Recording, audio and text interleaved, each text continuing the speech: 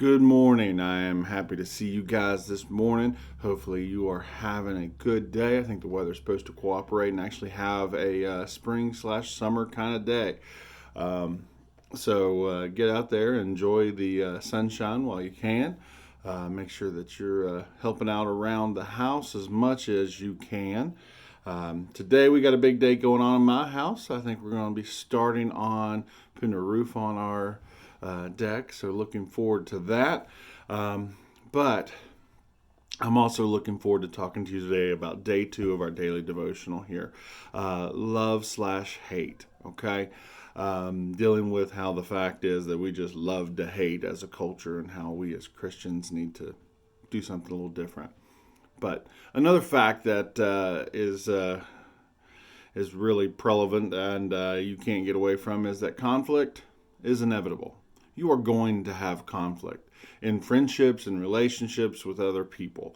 Okay, at some point, we're going to find ourselves at odds with someone else. When that happens, okay, the good news is that conflict doesn't have to be the end of the story. That we did everything was great. We were great friends, and then we got in an argument, and now we can't be friends anymore. No, that's not how this ends. We don't have to end that way. When we respond to conflict with hatred or harshness, it will only make matters worse. Okay, so we don't have to let our conflicts end with not liking another person anymore. Okay, but here's the deal: when we choose to lead with love, we're not only we're taking steps not only to squash the conflict, but to right some of the wrongs and move forward in our relationships. We want to take ownership of our part of the conflict, because think about it, it's not all their fault. You've got some fault in this too.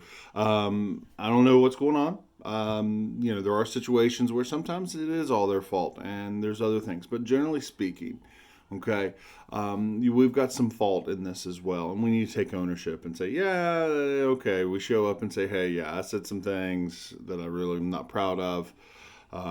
Let's talk it out and see what we can do. And being generous in the way that you think about the other person. When we start to think about them and their process and what they're going through and why that reaction was, that can really affect the conflict as well, and start tearing down the barriers that we're putting up. So here's my question. Who in your life do you find yourself in conflict with right now? Okay, there is somebody. Go to them and see what you can do to resolve it. Okay? Watch how this simple shift of choosing love can make a big difference in making peace in a relationship. Okay, and today's scripture that to talk about this is Proverbs 10:12. Hatred stirs up conflict, but love covers all wrongs. Let's read that again. Proverbs 10:12. Hatred stirs up conflict, but love covers all wrongs. It's that simple, guys. Didn't say it's easy, but it's that simple. When we choose love, it can cover up many, many, many things.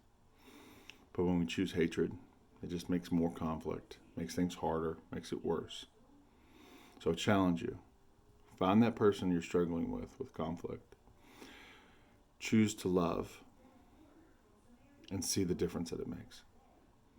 I love you guys. I hope to see you soon.